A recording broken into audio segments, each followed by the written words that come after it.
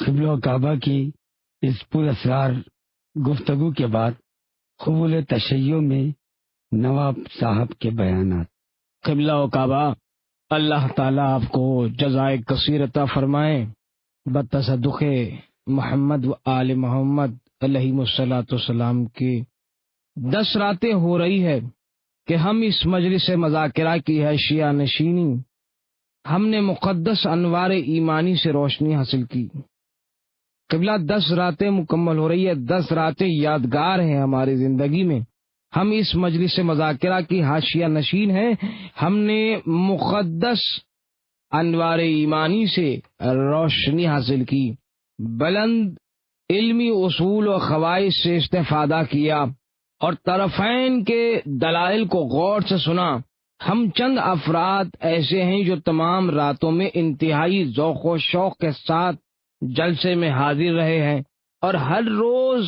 آپس میں شب کی گفتگو پر بحث و تبصرہ کر کے پوری چھان بین کرتے رہے۔ خدائے وحدہ لا شریک کا لشکر،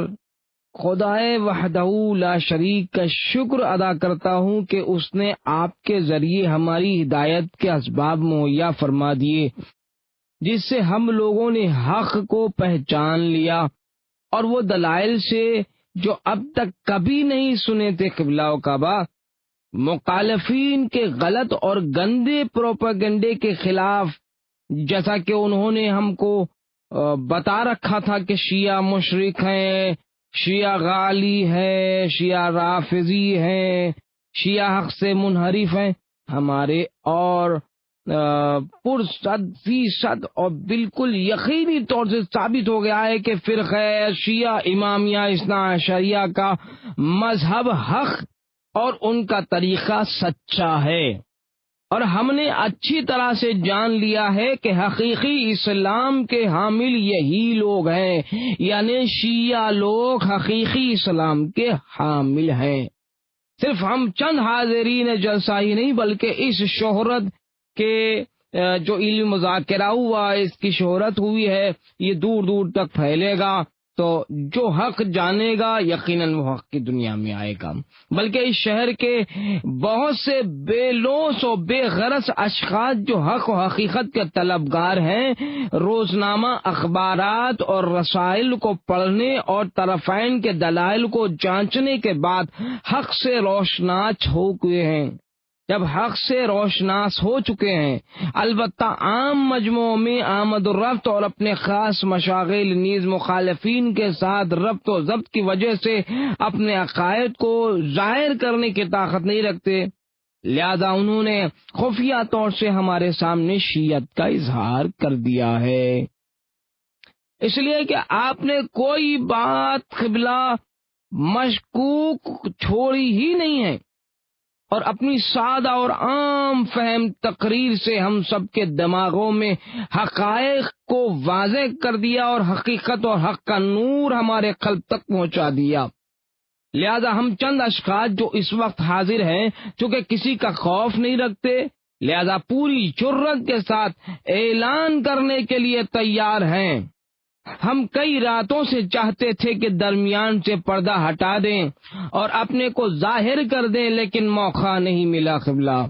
اور حسن اتفاق سے ہر شب ہماری بصیرت میں اضافہ ہی ہوتا رہا۔ اللہ تعالی آپ کو جزائے کثیر عطا فرمائے بتصدق مولا کائنات۔ ہم نے مضبوط سے مضبوط تر دلائل سنے اور اپنے عقیدے میں اور زیادہ راسخ و ثابت قدم ہو گئے ہیں۔ وقت گزر رہا ہے، لہذا اجازت دیجیے یہ پردہ برطرف کیا جائے اور ہمارے اقرباء و اعتراف کو سن کر ہم کو سرفراز فرمائیے گا۔ ہمارے نام مولا کائنات امیر المومنین علی علیہ الصلوۃ والسلام اور ائمہ اثنا عشر علیہم السلام کے شیعوں کی فہرست میں درج فرمائیے، اور شیعوں کی جماعت میں اعلان فرما دیجئے کہ وہ ہم کو اپنی برادری میں قبول کریں۔ اس قیامت کے روز عدل الہی کے دربار میں اور اپنے جد بزرگوار کے سامنے شہادت دیجئے گا قبلہ کہ ہم لوگ علم و یقین کے ساتھ ائمہ اثنا عشر کو اور رسول خدا صلی اللہ علیہ وسلم کے اوصیاء و خلفاء کی ولایت پر ایمان لائے ہیں، لہذا ہم سب اس بات کا اقرار کرتے ہیں کہ ہم نے سابقہ مذہب کو چھوڑ دیا، اب ہم نے حق و حقیقت والا مذہب شیعہ اثنا عشری والا مذہب کو قبول کر لیا ہے، اور تا دم مرگ اور تا قیامت تک ہم اسی مذہب پر مریں گے، اسی مذہب پر ہم قائم رہیں گے۔ الحمدللہ۔ مجھ کو یہ دیکھ کر بہت خوشی ہے کہ چند نمایاں اور ممتاز ہستیاں چشم بصیرت اور گوش حقیقت کے ساتھ حقائق پر توجہ کی، نور عقل کی روشنی میں منزل حق کو پہچان کر راہ راست اور صراط مستقیم پر گامزن ہو گئے، وہی راستہ جس کے لیے رسول اکرم صلی اللہ علیہ وسلم نے ہدایت فرمایا۔ چنانچہ آپ کے اکابر علماء اہل سنت الجماعت جیسے امام احمد ابن حنبل نے اپنی مسند میں،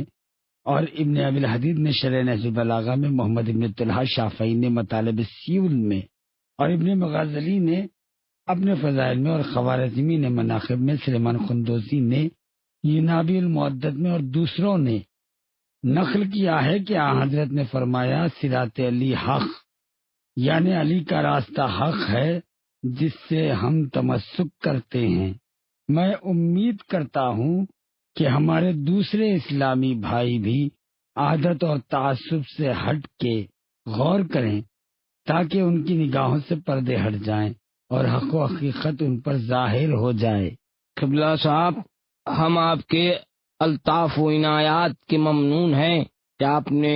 بندہ پیشانی اور حسن اخلاق کے ساتھ ہمارے سوالات کے جوابات دیے۔ البتہ ہمارے گوشہ دل میں ابھی ایک مختصر سا اشکال موجود ہے، گزارش ہے کہ اس کو بھی حل فرما دیجیے تاکہ ہمارے بھائیوں کے لیے مسرت و اطمینان اور بصیرت کا باعث ہو، نیز ہمارے عقیدے اور ایمان میں مزید استحکام پیدا ہو۔ نواب صاحب، میں حاضر ہوں، فرمائیے کس چیز میں اشکال ہے تاکہ اس کا جواب عرض کر دوں۔ ہمارا اشکال ائمہ اثنا عشر کی امامت اور ان کے ناموں کے بارے میں ہے، چونکہ ان راتوں میں صرف امیر المومنین علی علیہ السلام کی شخصیت زیر بحث رہی، لہذا متمنی ہوں کہ ہم کو بتائیں کہ اولاً قرآن مجید میں کوئی ایسی آیت ہے جو ہم کو ائمہ اثنا عشر کی امامت کا ثبوت دے دے یا ہے نہیں، یہ ثبوت دے دیجیے یا نہیں۔ مطلب دوسری یہ کہ ہماری کتابوں میں شیعوں کے 12 اماموں کے نام درج ہیں یا نہیں ہیں، اگر ہیں تو ہماری اطمینان قلب کے لیے بیان فرما دیجیے گا قبلہ۔ نواب صاحب، آپ کا سوال بہت مناسب اور بامحل ہے اور اس کا جواب بھی موجود ہے، لیکن چونکہ وقت تنگ ہے اور صبح ہونے والی ہے، اس سوال کا جواب بھی ممکن ہے کچھ طول کھینچے، لہذا اگر آپ بھی متفق ہوں تو یا کل شب میں تشریف لائیے تاکہ جواب عرض کر دوں، یا کل صبح بھی ممکن ہو۔ چونکہ کل ریحان رسول امام حسین علیہ السلام کی عید ولادت باسعادت ہے، اور اس سلسلے میں ہمارے خزل باز بھائیوں کی طرف سے رسالہ دار کے امام باڑے میں صبح سے ظہر تک ایک شاندار جشن کا انتظام ہے، لہذا یہ بھی ممکن ہے کہ اس موقع پر عیدی کے عنوان سے اس کا جواب پیش کر کے آپ کا اشکال کو حل کر دوں۔ میں انتہائی فخر کے ساتھ آپ کی رائے سے موافقت کرتا ہوں اور اس سے زیادہ آپ کا وقت نہیں لینا چاہتا۔ بس آپ اجازت دیجیے قبلہ، جن محترم حضرات نے اس نورانی جلسے کی ضیاء سے روشنی حاصل کی ہے ان کا تعارف کرا دوں۔ میں پورے شوق اور مسرت کے ساتھ تیار ہوں ان عزیزان گرامی کو اپنی آغوش محبت میں قبول کروں۔ دیکھیے، اتنے نواب صاحب بتائیے۔ 6 افراد اہل تسنن کا قبول تشیع ہے کہ اتنے حضرات آج کی شب لوائے لا الہ الا اللہ محمد رسول اللہ کے نیچے حضرت علی اور آپ کی اولاد میں سے 11 اماموں کی خلافت و امامت کے اقرار کا شرف حاصل کر رہے ہیں۔ پہلا نام ہے حقیر آپ کا مخلص عبد القیوم، دوسرا نام ہے سید احمد علی شاہ صاحب، تیسرا نام ہے سید غلام امامین صاحب، چوتھا نام ہے سرحد کے سردار غلام حیدر خان صاحب۔ یہ انہوں نے بھی جو ہے مذہب شیعہ کو قبول کر لیا ہے۔ پانچواں نام ہے پنجاب کے بڑے تاجر عبد الاحد خان صاحب۔ جی چھٹا نام ہے مشہور رئیس عبد الصمد خان صاحب۔ دیکھیے مطلب یہ ہے کہ یہ حضرات میرے پاس تشریف لائے ہیں، اپنی جگہ سے اٹھ کھڑا ہوا اور تمام حاضرین جلسہ بھی کھڑے ہو گئے۔ میں نے ہر ایک سے محبت کے ساتھ بغل گیر ہو کر پیشانی پر بوسہ دیا۔ اس کے بعد سارے اہل مجلس ان سے معانقہ کیا۔ میں نے دیکھا کہ برادران اہل سنت بہت اداس ہو گئے ہیں، چنانچہ ان کی دلجوئی کے لیے کہا کہ آج عید کی شب ہے، جس میں اسلامی ہدایات کے مطابق مسلمانوں کے ایک دوسرے سے مصافحہ و معانقہ کرنے بہت بڑا ثواب ہے، لہذا بہتر ہوگا کہ ہم سب آپس میں مصافحہ و معانقہ کریں۔ اس کے بعد میں نے پہلے جناب حافظ صاحب اور شیخ عبدالسلام صاحب سے، پھر دوسرے حضرات سے بغل گیر ہو کر سب کی پیشانیوں پر بوسہ دیا، اور بعد اس کے جلسے میں شریک ہو کر کے شربت اور مختلف قسم کے شیرینی لائی گئی، اور ہم نے پور لطف و شیرینی باتوں سے مجمع میں ایک تازہ مسرت کی لہر توڑ کر ان کے چہروں پر افسردگی دور کر دی۔ دیکھیے حافظ صاحب، ہم نے ان راتوں میں آپ کی ملاقات سے کافی فیض حاصل کیا قبلہ، جس کی لذتیں آخر عمر تک بھولائی نہیں جا سکتی۔ بالخصوص میری ذات پر تو بڑا احسان ہے آپ کا، جس کا عوض آپ کو آپ کے جد بزرگوار سے ملے گا، کیونکہ آپ نے بہت حقیقتوں کا انکشاف فرما دیا ہے۔ جیسے کہ پہلے بھی میں عرض کر چکا ہوں کہ آپ نے میری آنکھیں کھول دی۔ میں قطعاً وہ پہلی رات والا آدمی نہیں ہوں جو بھی عقل مند اور انصاف پسند انسان آپ کے شک و شبے سے بالا تر دلائل کو سنے گا وہ یقیناً خواب غفلت سے بیدار ہو جائے گا۔ چنانچہ یہ حقیر امیدوار ہے کہ عطرت و اہل بیت رسالت کے طریقۂ ولایت پر دنیا سے اٹھے اور رسول اللہ کے سامنے سرخرو حاضر ہو سکے۔ میری بڑی خواہش تھی قبلہ کہ اس سے زیادہ مدت تک آپ کے ساتھ رہتا، لیکن ہمارے پاس وقت نہیں ہے اور بہت ذاتی کام درپیش ہیں، کیونکہ ہم صرف 2 روز کے خیال سے آئے تھے، یہاں اتفاق سے کافی وقت صرف ہو گیا، لہذا اس رات کو ہم آپ حضرات کی اجازت سے شب وداع قرار دیتے ہیں، اور کل شب کو ہم ریل گاڑی کے ذریعے سے روانہ ہو جائیں گے، اور آپ کو دعوت دیے جاتے ہیں کہ ہمارے وطن تشریف لائیے قبلہ، تاکہ ہم آپ کی صحبت سے خصوصی فوائد حاصل کر سکیں۔ حافظ صاحب، آپ حضرات یقین فرمائیے کہ پہلی شب سے جب کہ آپ کی زیارت ہوئی ہے اس وقت تک میں بغیر تعصب و عناد کے پورے خلوص کے ساتھ سرگرم محبت رہا، اور آپ حضرات سے ایک خصوصی ربط و انس قائم ہو گیا۔ باوجود یہ کہ میری جانب سے آپ حضرات کی روانگی میں کوئی معنی نہیں تھا، لیکن اب میں یہ سن کے آپ حضرات واپسی کا قصد کر رکھتے ہیں تو اپنے اندر ایک عجیب سا تاثر محسوس کر رہا ہوں۔ ایک بزرگ عارف کا قول یہ ہے کہ میں جذبات کے برعکس انس و ملاقات کا مخالف ہوں، کیونکہ وصال کے بعد فراق آتا ہے، اور دیوان امیر المومنین میں آپ کا ارشاد، یعنی لوگ کہتے ہیں کہ جو ان کے اوپر موت سخت ہوتی ہے، حالانکہ خدا کی قسم دوستوں کی جدائی اس سے بھی زیادہ سخت ہے۔ حق یہ ہے کہ میں نے ان 10 راتوں میں بالعموم آپ حضرات کے اور بالخصوص جناب علی کے دیدار سے بہت فائدہ اٹھایا ہے، جس کو کبھی نہ بھولوں گا۔ اگرچہ ان 10 راتوں میں بسط کلام تجر الکلام، یعنی بات میں بات نکلتی ہے، سلسلہ گفتگو طولانی رہا۔ ہر شب میں نے بلا ارادہ 6-7 گھنٹے یا اس سے زیادہ محترم حاضرین جلسہ کا وقت لیا، چونکہ ہماری نشستوں میں اول سے آخر تک آیات شریفہ قرآنی اور احادیث رسول اکرم کا تذکرہ رہا۔ ہم جاہلانہ اور تعصب و عناد لہو لعاب سے الگ رہے، لہذا میں نے اپنی جگہ خدا کی ایک عبادت انجام دی، البتہ اس لحاظ سے کہ انسان ہوں، سہو و نسیان غلطی کا مرکز ہے۔ اگر دوران گفتگو میری طرف سے عمدن نہیں بلکہ سہون کوئی بے ادبی یا طول کلام کی غلطی سرزد ہو گئی ہو، یا آپ حضرات کی نظر میں کوئی بڑی بات معلوم ہوئی ہو، تو چشم پوشی فرمائیں اور استجابت دعا کے مواقع پر اس حقیر و فقیر خیر طلب کو دعائے خیر سے فراموش نہ فرمائیں۔ آپ کے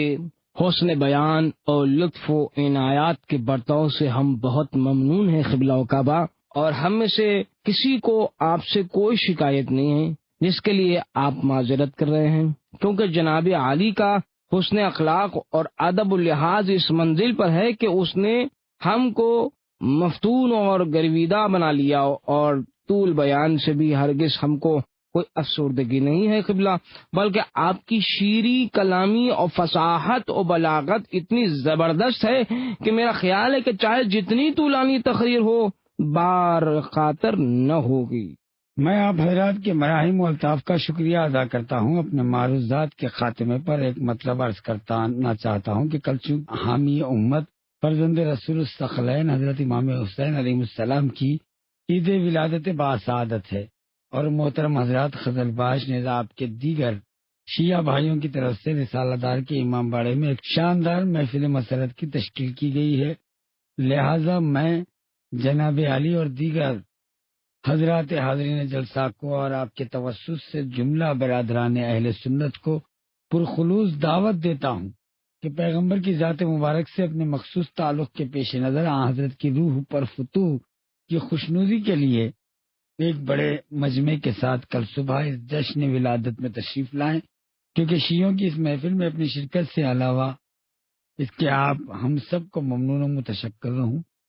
مجھ کو امید ہے کہ آپ میرے اس مقصد سے بھی اتفاق کریں گے۔ اس جشن عام میں برادران ایمانی و اسلامی کے دونوں فرقوں کی شرکت سے ہم ایک ایسا متحدہ اسلامی محاذ قائم کریں گے کہ دشمنان اسلام کو جو مسلمانوں میں تفرقہ اور جدائی چاہتے ہیں حیرت و عبرت میں ڈال دیں۔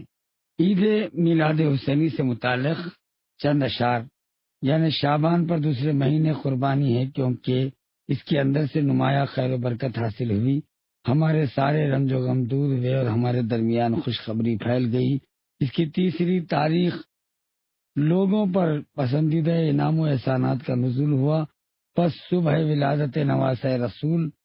روشن ہوئی۔ یہ وہ امام ہے جو نجات کا دروازہ ہے لوگ، کیونکہ اس کے ذریعے سے بندوں کو گناہ سے بخشے جاتے ہیں۔ اس سے امامت کی وہ شاخ بلند ہوئی جو ہدایت کے تر و تازہ پھل ہیں۔ نبوت کا باغ اس کے نور سے روشن اور پھلا پھلا ہوا ہے۔ شیعوں کو اس کی پیدائش کی تہنیت، وجود و محبت اور ہر عیب و ریب سے پاک ہے۔ جب تیسری شعبان یعنی ولادت باسعادت امام حسین علیہ السلام کی صبح ہوئی تو محترم حضرات خزل باش کی جانب سے رسالہ دار کے امام باڑے میں ایک محفل مسرت بہت شان و شکر کے ساتھ منعقد ہوئی۔ مختلف طبقوں کے لوگ سویرے ہی سے کثرت کے ساتھ جمع ہو گئے۔ میں بھی ظہر سے 4 گھنٹے قبل ان شیعہ علماء اور اوسا کے ایک بڑے مجمع کے ہمراہ جو میری قیام گاہ پر آ گئے تھے جشن میں شرکت کے لیے امام باڑہ گیا۔ حق یہ ہے کہ جلسہ کافی شاندار تھا۔ ہر طبقے کے شیعہ اور سنی افراد کا اتنا کثیر مجمع تھا کہ اس قدر طویل و عریض امام باڑے کی وسیع فضا، دونوں طرف کے بڑے بڑے دوہرے کمرے یعنی شاہراہ عام مکانوں کے کوٹھے بھی بھر گئے تھے۔ حضرات علماء اہل سنت میں جناب حافظ صاحب، شیخ عبدالسلام صاحبان بھی تشریف فرما تھے، نواب صاحب بھی تھے۔ میرے پہنچنے سے محفل میں ایک عجیب جوش و خروش پیدا ہو گیا، باوجود یہ کہ میرے بیٹھنے کے لیے ایک خوبصورت اسٹیج تیار کیا گیا، لیکن میں اہل تسنن کے بڑے بڑے علماء کا احترام ملحوظ رکھتے ہوئے اپنی جگہ سے کترا کے سیدھا انہی کے پاس جا گیا۔ میرے اس اکرام و احترام اور پرخلوص انکسار سے وہ بہت خوش ہوئے اور سامنے بیٹھ گئے۔ بعد شربت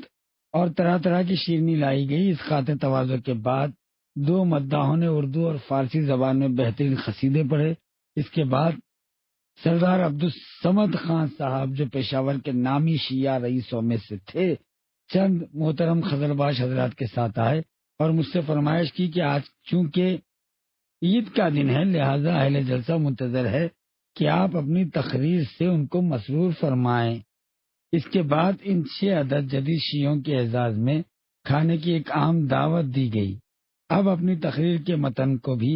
جسے اخبارات اور رسائل کے نامہ نگاروں نے نوٹ کر کے شائع کرا تھا، اصل کتاب میں شامل کرتا ہوں، کیونکہ یہ فائدے سے خالی نہیں بلکہ کہا جا سکتا ہے کہ میرے 10 راتوں کے مناظر اور بیانات کا تتمہ ہے۔ قبلہ ممبر پر آئے اور ایک فصیح و بلیغ خطبے کے بعد فرمایا کہ خدا تعالیٰ نے قرآن مجید میں فرمایا کہ اے ایمان لانے والو، اللہ کی اطاعت کرو اور رسول کی اور صاحبان امر کی اطاعت کرو۔ بس اگر تم آپس میں کسی چیز میں نزاع کرو تو اس کو اللہ اور اس کے رسول کی طرف پلٹا دو۔ اگر تم اللہ اور روز قیامت پر ایمان رکھتے ہو تو یہ طریقہ کار تمہارے لیے بہت عمدہ اور نتیجے کے لحاظ سے بہترین ہے۔ ایک اہم موضوع جو مدت سے عمومیت کے ساتھ زیر بحث چلا آ رہا ہے، ہر قوم و فرقہ اپنی مطلب آوری کے لیے اس کا سہارا لیتا ہے، وہ حریت اور آزادی کا موضوع ہے، جو بالآخر کش فہم اور کوہتاہ نظر لوگوں کے لیے ایک جماعت کا اعلی کار بن گیا۔ چنانچہ اسی حریت و آزادی کو بنیادی قرار کر کے وہ انبیاء کرام کے الہی احکام سے،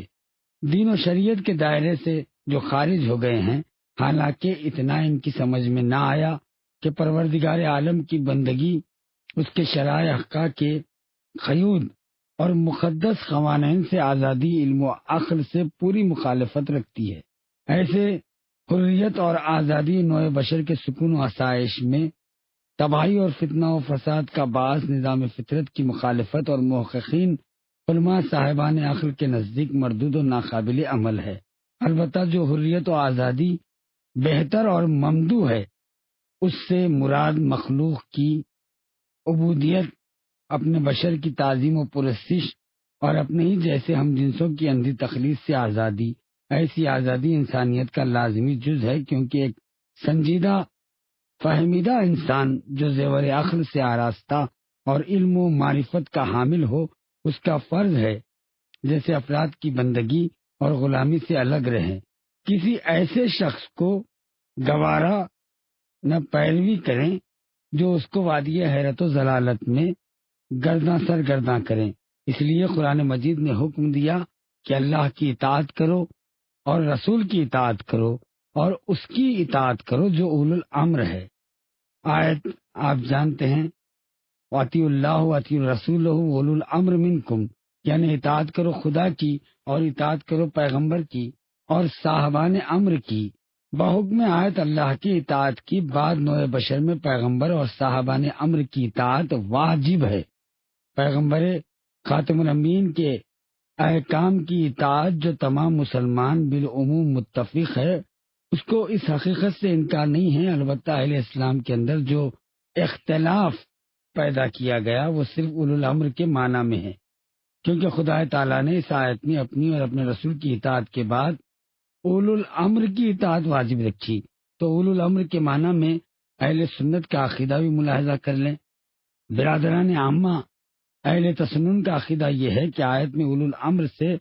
عمراء، حکام اور افسران لشکر مراد ہے، لہذا سلاطین اور صاحبان حکومت اس کے ماتحت آتے ہیں۔ چونکہ حضرات اہل تسنن بادشاہوں کے احکام کی اطاعت اور واجب سمجھتے ہیں، فسق و فجور اور ظلم و جور کے مرتکب ہی کیوں نہ ہو، اس دلیل سے کہ یہ لوگ آئے اولو الامر میں داخل ہیں، لہذا ان کی اطاعت فرض ہے۔ حالانکہ ایسا عقیدہ عقلی اور نقلی دلیلوں سے باطل ہے۔ تنگی وقت کی وجہ سے یہ مختصر محفل کی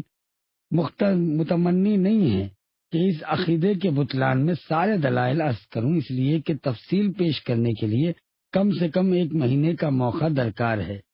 صاحبان امر کی 3 قسمیں ہیں۔ ظاہر ہے کہ اہل عالم پر حکمرانی والے عمراء و سلاطین 3 حال سے خالی نہیں ہیں، یا اجماع سے مقرر ہوئے ہوں، یا طاقت و قدرت سے، قہر و غلبہ جسے کہتے ہیں، یا خدا کی طرف سے منسوب ہے۔ چنانچہ پہلا طریقہ یعنی یہ کہ اگر مسلمان کسی ایک شخص پر اجماع کر لیں تو اس کو منصب و امارت پر مقرر کر دیں تو اس کی اطاعت خدا و رسول کی اطاعت کے مانند واجب ہے، اپنے ثبوت میں کوئی عقلی دلیل نہیں رکھتا۔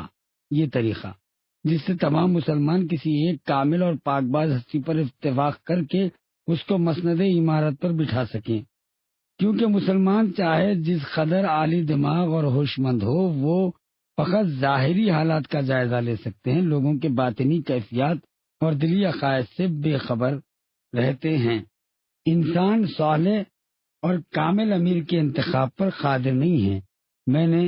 جو پچھلی 10 راتوں میں گفتگو کی ہے اس موضوع پر، اجماع امت سے متعلق جو گفتگو ہوئی تھی، اس میں نے ثابت کیا کہ امت کا اجماع کسی ایک شخص پر باطل ہے۔ اسی طرح سلاطین و عمرا اولو الامر بھی نہیں ہو سکتے، کیونکہ یہ خیر و غلبہ کے ذریعے بادشاہ بنتے ہیں، اور ہر بادشاہ کے اقتدار کی وجہ سے وہ صاحب امر نہیں ہو سکتا۔ دوسری قسم جو طاقت و اقتدار سے متعلق ہے، یعنی خونخوار، سفاق، فاسق، فاجر بادشاہ یا خلیفہ کس طرح سے اولو الامر ہو سکتا، اس کی اطاعت خدا اور رسول کی اطاعت کے بعد لوگوں پر کس طرح واجب ہو سکتی ہے۔ ترخ عامہ سے ائمہ کے لیے اخبار عصمت ہے، چونکہ پیغمبر اکرم نے یہ فرما دیا تھا کہ میرے بعد میرے 12 جانشین ہوں گے، خلفاء ہوں گے۔ اس ضمن میں آپ کے مشہور و معروف عالم دین جو اجل علماء اہل سنت سے ہے، شیخ سلیمان بلخی حنفی ینابی المعدد کے صفحے 335 پر لکھتے ہیں، اور اسی طرح شیخ الاسلام جن کو پوری امت مسلمہ ان کی علمی اہانت پر متفق ہے، اور وہ اپنی کتاب فرائض السبتین میں لکھتے ہیں، اور یہ دونوں ابن عباس سے روایت کرتے ہیں۔ انہوں نے کہا کہ میں نے سنا کہ رسول اکرم فرماتے ہیں کہ علی اور حسن، حسین اور حسین کی اولاد میں سے 9 افراد سب کے سب پاک و پاکیزہ معصوم ہے۔ سلمان فارسی نقل کرتے ہیں کہ رسول اکرم نے فرمایا کہ حسین علیہ السلام کے شانے پر ہاتھ رکھ کر پیغمبر نے فرمایا، یعنی قطعی طور پر یہ امام ہے اور امام کے فرزند ہے، اور اس کی نسل سے 9 عدد امام نیکوکار، امین اور معصوم ہوں گے۔ دیکھیں، پیغمبر کی حدیث میں اور بشارت میں لفظ معصوم آیا ہے، تو اس سے ثابت ہے کہ جو خلفائے خدا ہوگا، جو امام ہوگا، وہ معصوم ہو، اس کے لیے عصمت ضروری ہے۔ اور یہ ساری باتیں میں آپ ہی کے معتبر کتابوں سے ثابت کر رہا ہوں، جو اہل سنت کے اکابر علماء نے اپنی کتابوں میں نقل کی ہے۔ رسول خدا سے سنا ہے، یہ متفقہ طور پر اس روایت کو بھی شیخ سلیمان خندوزی اور شیخ الاسلام حمونی نے فرائض السبتین میں لکھا کہ پیغمبر نے فرمایا کہ حضرت نے حضرت علی علیہ السلام سے فرمایا کہ تم میرے علم کے وارث ہو، تم امام اور میرے بعد خلیفہ ہو، تم لوگوں کو وہ باتیں بتاؤ گے جو وہ نہیں جانتے، تم میرے نواسوں کے باپ اور میری بیٹی کے شوہر ہو، اور تمہاری اولاد میں سے اطرت اور معصوم امام ہے۔ اس قسم کی اخبار و احادیث اکابر علماء اہل سنت کے طرف سے بکثرت مروی ہیں، جن میں سے مختصراً وقت میں نمونے کے لیے اسی قدر کافی ہے پیش کرتا ہوں۔ اطرت و اہل بیت کا علم، جیسا کہ علم سے متعلق میں نے طویل گفتگو کی تھی۔ پیغمبر اکرم نے فرمایا کہ میری اطرت میری طینت سے پیدا کی گئی، اور خدا تعالی نے ان افراد کو علم و فہم و کرامت فرمایا ہے۔ وائے ہو اس شخص پر جو ان کو جھٹلائے۔ ابن ابی الحدید نے شرح نہج البلاغہ میں ایک مفصل خطبہ و حمد و ثناء الہی فرمانے کے بعد ارشاد فرمایا کہ پیغمبر اکرم کا قول ہے کہ میں تمہارے اندر نفیس و بزرگ چیزیں چھوڑے جاتا ہوں، 2 چیزیں، گراں قدر چیزیں، ایک خدا کی کتاب، دوسرے میری اطرت۔ اگر تم ان دونوں سے متمسک رکھو گے تو ضرور نجات پاؤ گے۔ تو پھر فرمایا کہ ان سے پیش قدمی نہ کرو ورنہ ہلاک ہو جاؤ گے، ان افراد سے تقصیر و کوتاہی نہ کرو ورنہ ہلاک ہو جاؤ گے۔ اب یہ سوال یہ کہ مختصر حصہ ان دلائل میں جو میں نے اکابر علماء اہل سنت سے پیش کیا، ہمارے ائمہ اثنا عشر علیہم السلام کے علم و عصمت کے ثبوت میں نقل کیا ہے، جن سے عقلی دلیلوں کو بھی قوت پہنچتی ہے۔ یہ سوال کہ اسماء ائمہ قرآن میں کیوں نہیں آئے، بعض بہانہ ساز اور ہیلا جو اشخاص نے ایک شبہ ایجاد کر کے عوام میں پھیلایا ہے۔ اگر شیعوں کے 12 امام برحق ہیں تو دین کی سند محکم یعنی قرآن مجید کے اندر ان کے نام کیوں نہیں آئے؟ تو کل شب کی نشست میں برادران عزیز نے مجھ سے یہی سوال کیا تھا، لیکن چونکہ وقت کافی گزر چکا تھا لہذا میں نے جواب آج کے اوپر رکھا تھا۔ اب جب کہ آپ حضرات کے اسرار سے منبر پر آ گیا ہوں اور موقع بھی مناسب ہے، تو پروردگار کی توفیق و تائید سے اس اشکال کو رفع کروں۔ پہلی گزارش یہ ہے کہ چند کوہتا فہم لوگوں کو ایک بہت بڑی غلط فہمی دامنگیر ہے۔ ان کے خیال میں جملہ امور کے جزیات بھی قرآن مجید میں مذکور ہیں، حالانکہ یہ محکم آسمانی کتاب بہت سی مجمل اور مختصر اور خلاصے کے طور پر نازل ہوئی ہے، جن میں صرف کلیات امور کا حوالہ دیا گیا ہے۔ جزیات کے اس کے مفسرین یعنی پیغمبر خدا رسول خدا کے ذمے چھوڑ دیا۔ چنانچہ سورہ حشر کی 59ویں آیت میں ارشاد ہو رہا ہے کہ رسول اللہ تم کو جس چیز کی ہدایت کرے اس کو اختیار کرو اور جس سے منع کرے اس سے باز رہو۔ لہذا جب ہم طہارت سے دیات تک اسلام کے احکام و قوانین کا جائزہ لیتے ہیں تو نظر آتا ہے کہ قرآن مجید میں ان کے کلیات کا ذکر تو موجود ہے، لیکن اس کی تشریح و تفصیل پیغمبر نے فرمائی۔ اب جواب اشکال کا بھی سن لیں کہ اولن جو حضرات اشکال تراشی کرتے ہیں کہتے ہیں کہ ائمہ اثنا عشر کے نام تعداد قرآن مجید میں نہیں ہے، لہذا ہم ان کو تسلیم نہیں کرتے، اطاعت نہیں کرتے۔ ان سے کہنا چاہیے کہ اگر بات یہی چیز ہے،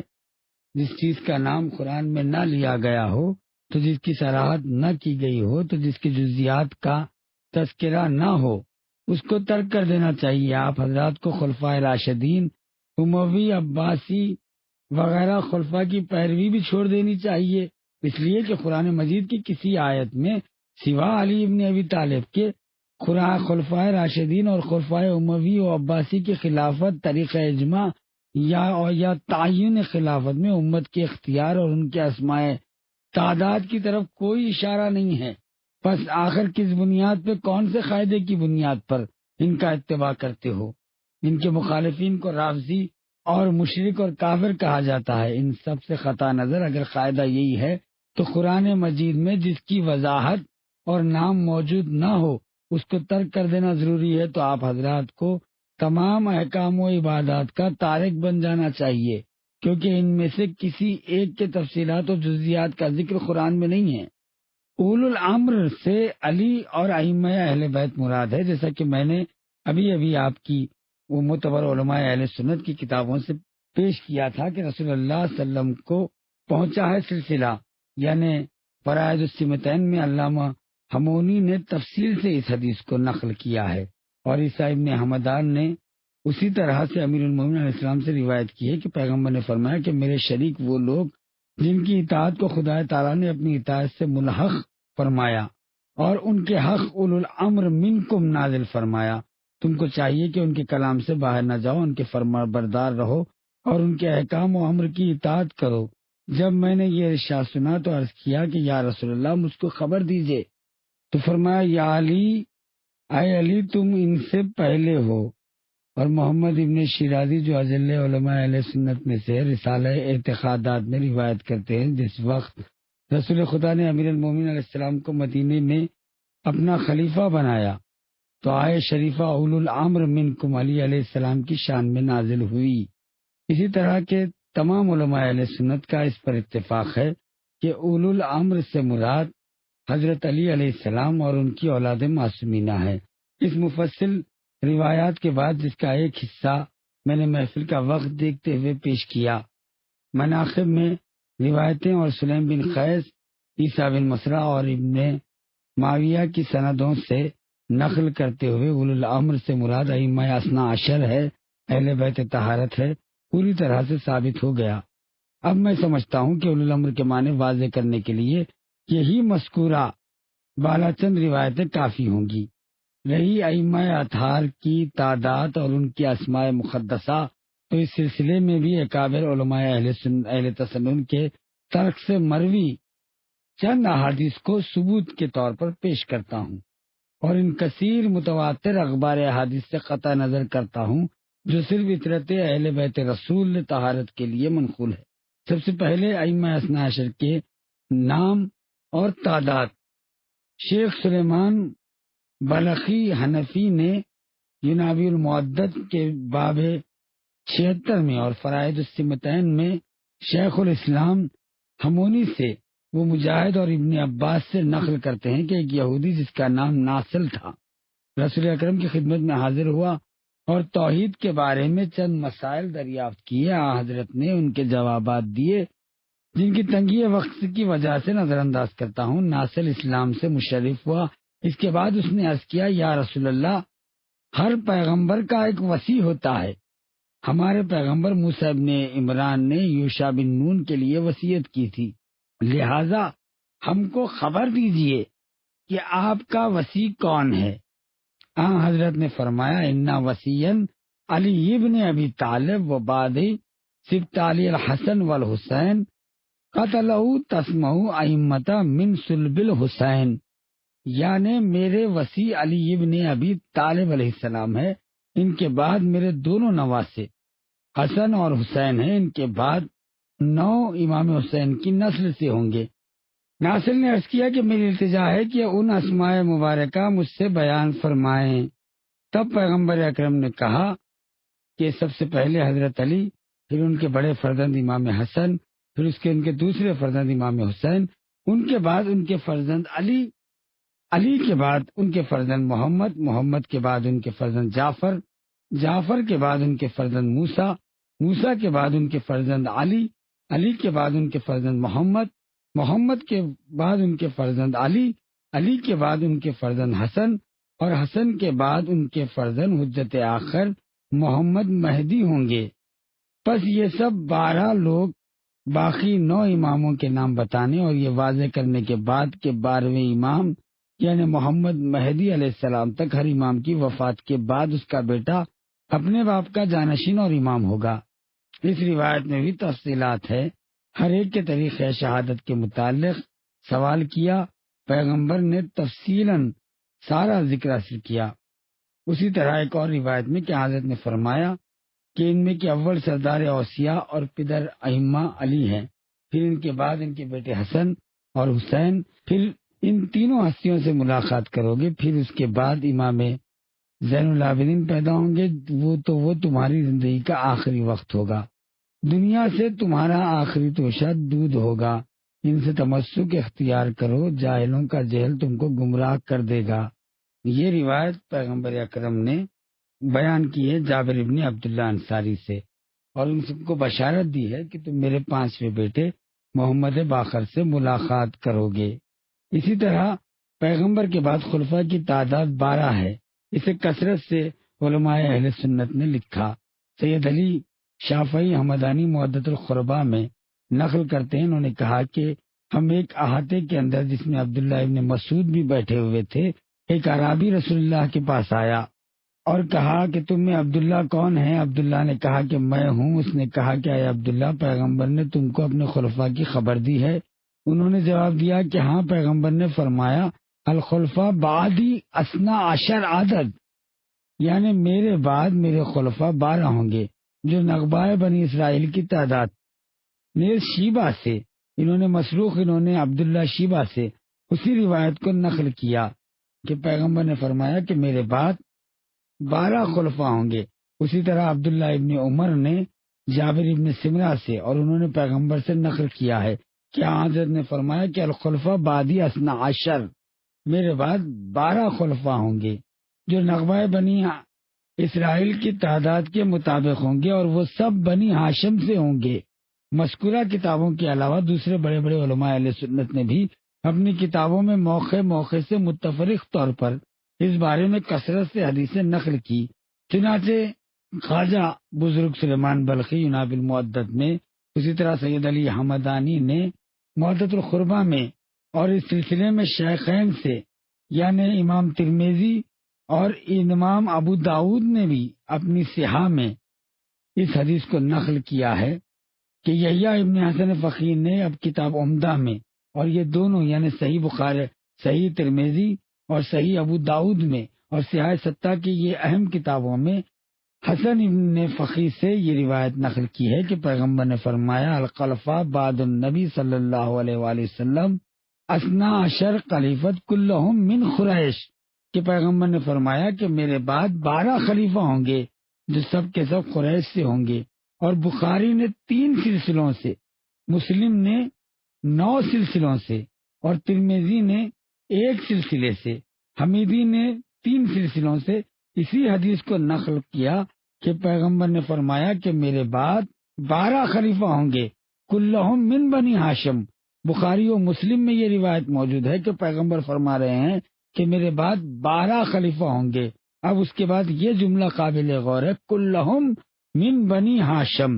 یعنی یہ سب بنی ہاشم سے ہوں گے، یہاں تک کہ صفحے 446 میں لکھتے ہیں۔ بعض محققین علماء یعنی علماء اہل سنت نے کہا کہ رسول اللہ کے بعد 12 خلفاء کی امامت پر دلالت کرنے والی حدیثیں بکثرت طریق کے ساتھ مشہور ہے، جن سے انسان کو پتہ چلتا ہے کہ اپنے خلفاء کی تعداد معین کر کے رسول نے اپنے اہل بیت اطرت میں سے 12 اماموں کو مراد لیا۔ ان حدیث کو حضرت کے بعد ہونے والے خلفاء صحابہ سے مطابق کرنا ممکن نہیں ہے، کیونکہ پیغمبر نے 12 کا بعد عدد کا معین کیا ہے اور یہ صرف 4 ہی تھے۔ سلاطین بنی امیہ پر بھی ان کا انطباق نہیں ہوتا، اس لیے کہ دوبارہ لوگ سے زیادہ تھے، یعنی 13 تھے۔ علاوہ اس کے 2 سوا عمر ابن عبدالعزیز کے سب ظالم تھے۔ عمر ابن عبدالعزیز کا ظلم ثابت کرنے کے لیے بھی اس قدر کافی وقت ہے جس نے خلافت غصب کی تھی، اور وہ بنی ہاشم میں سے بھی نہیں تھا، جیسا کہ حضرت نے ارشاد فرمایا کلہم من بنی ہاشم۔ اس کو تمام علماء اہل سنت نے لکھا کہ کلہم من بنی ہاشم، تو اس کا اطلاق بھی اس پر نہیں ہوتا، تو کیونکہ ان کی تعداد بھی 12 سے کہیں زیادہ ہے۔ انہوں نے اطرت رسول کے حق میں ہدایت خداوندی کی قطعاً کوئی رعایت نہیں کی، جیسا کہ سورہ شعراء میں ہے کہ اے رسول کہہ دو کہ میں تم سے تبلیغ کا کوئی اجر نہیں چاہتا سوائے یہ کہ میرے خرابت داروں سے محبت کرو۔ پس تمام علماء اہل سنت نے متفقہ طور پہ لکھا کہ اس آیت میں قربا سے مراد اہل بیت رسول ہے اور ائمہ معصومین ہے۔ اسی طرح طلب حق میں جہاز کا بیان، اگر حقیقت واقفیت سے تعصب و عناد کا پردہ ہٹایا جائے اور علم و عقل سے انصاف کی رہنمائی باوجود تعصب کے حق واضح اور آشکار نظر آئے گا۔ چنانچہ صاحب کتاب البیان ابو عثمان عمرو المتوفی 255 ہجری، جو اہل سنت کے علماء محققین اور دایان معتصبین اور متقدمین میں سے تھے، انہوں نے حقائق کی طرف اشارہ کرتے ہوئے خواجہ بزرگ کے بعض کلمات کو درج کیا۔ لکھا کہ در حقیقت اہل بیت کے اوپر دوسروں کو فضیلت دینے میں نزا کرنے کی وجہ سے خصومتوں نے سلیم عقلوں کو ناقص اور اچھے اخلاق کو فاسد بنا دیا۔ پس ہم پر طلب حق اور اس کا اتباع، قرآن مجید میں خدا کی مراد معلوم کرنا، تعصب اور ہوائے نفسانی کو ترک کرنا اور اپنے اسلاف و اساتذہ و آباء و اجداد کی تقلید سے دور رہنا واجب ہے۔ لیکن افسوس کا مقام ہے کہ باوجود یہ کہ ایسے نظریات بھی اختیار ان کے قلم سے جاری ہوتے ہیں، پھر بھی عادت اور تعصب کے علم و عقل ان پر غالب ہے۔ اپنے اسلاف کی پیروی میں حقیقت کے برخلاف راستہ اختیار کر کے ارباب عقل کو حیرت اور تعجب کا موقع دیتے ہیں، اپنی عادت تعصب و عناد کے زیر اثر نظام مقاسمت ہے آمدہ رہتے ہیں اور نفسانی بنا پر ناحق دوسروں کو اہل بیت طہارت پر مقدم کر کے نصوص قرآنی اور احادیث معتبرہ کو پس پش ڈال دیتے ہیں، بغیر کسی مضبوط دلیل و برہان کی آنکھ بند کر کے اسلاف کے پیچھے دوڑتے ہیں۔ دیکھیں، شیعوں کا منصفانہ اقرار آخر میں یہی ہے کہ ہم شیعہ چونکہ خدائے قادر و یکتا سے ڈرتے ہیں، موت روز قیامت پر یقین رکھتے ہیں، لہذا ہم دلائل و براہین دیکھتے ہیں جن کو اکابر علماء اہل سنت الجماعت نے بھی اپنی معتبر کتابوں میں درج کیا، اور عادت اور جانبداری پر غالب آ کے جو کچھ رسول اللہ نے ارشاد فرمایا، جو کچھ خدا نے حکم دیا، قلب و زبان سے اس کا اقرار و اعتراف کرتے ہیں اور مقدس اطرت طاہرہ کی پیروی کرتے ہیں جن کو حضرت نے ہمارے سپرد کیا۔ امید کرتے ہیں کہ اسی ذریعے سے ہم سعادت ابدی پر فائز ہوں گے۔ کیونکہ رسول اللہ نے ابدی سعادت اور نجات اسی جلیل القدر خاندان کی محبت میں اور متابعت میں قرار دی۔ چنانچہ حافظ ابن عقد اور احمد ابن محمد کوفی حمدانی جو علماء عامہ میں سے ہیں، اپنے علماء و مشائخ اور عبد الفیض سے نقل کرتے ہیں، انہوں نے کہا کہ میں نے بصرہ میں ابو ایوب انصاری سے ایک مفصل حدیث سنی، یہاں تک کہ انہوں نے کہا کہ میں نے رسول اللہ سے سنا کہ آپ نے فرمایا کہ میں نے شب معراج میں ساخ عرش پر نظر کی تو لکھا ہوا تھا لا الہ الا اللہ محمد رسول اللہ عیدتہ بعلی و نصرتہ بہی، یعنی نہیں ہے کوئی معبود اللہ کے سوا اور محمد اللہ کے رسول ہے جن کی تائید و نصرت میں نے علی کے ذریعے کی ہے۔ اس کے بعد لکھا تھا کہ الحسن والحسین وعلی وعلی وعلی و محمد و جعفر و موسیٰ والحسن والحجتہ، یعنی اس کے بعد لکھا کہ حسن ہے، حسین ہے، 3 علی ہے، 2 محمد ہے، جعفر ہے، موسیٰ ہے، حسن ہے اور حضرت مہدی ہے۔ میں نے عرض کیا کہ خداوندہ یہ کون ہے؟ وہی ہوئی کہ یہ تمہارے بعد تمہارے اوصیاء ہے، یعنی بہشت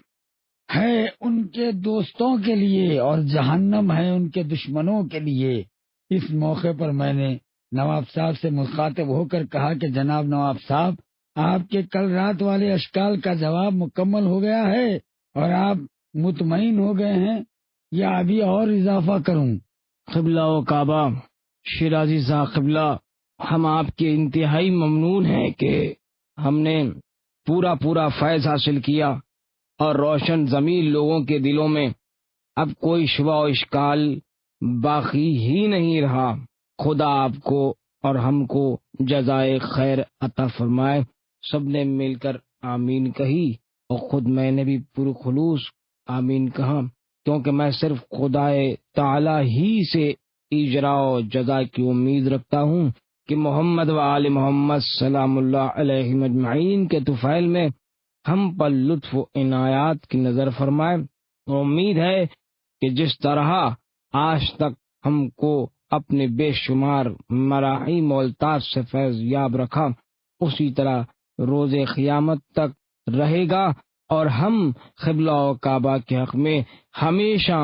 تا دم مرگ ہمیشہ اپنی نمازوں میں عبادتوں میں دعائیں کرتے رہیں گے۔ اس کے بعد سلطان الواعظین نے مسلمانوں کے باہمی اتحاد و اتفاق کی ضرورت پر زور دیا اور آپس میں لڑائیوں اور شیعوں کے خلاف نفرت و بدگمانی پھیلانے والوں کی ریشہ دوانیوں سے بچنے اور ہوشیار رہنے کی تلقین کی۔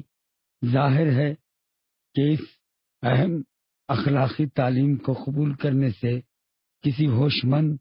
اور سلیم الطبع انسان کو انکار نہیں ہو سکتا، لہذا بنظر اختصار تفصیل کو نظر انداز کر کے ترجمے کو تمام کرتے ہیں اور بارگاہ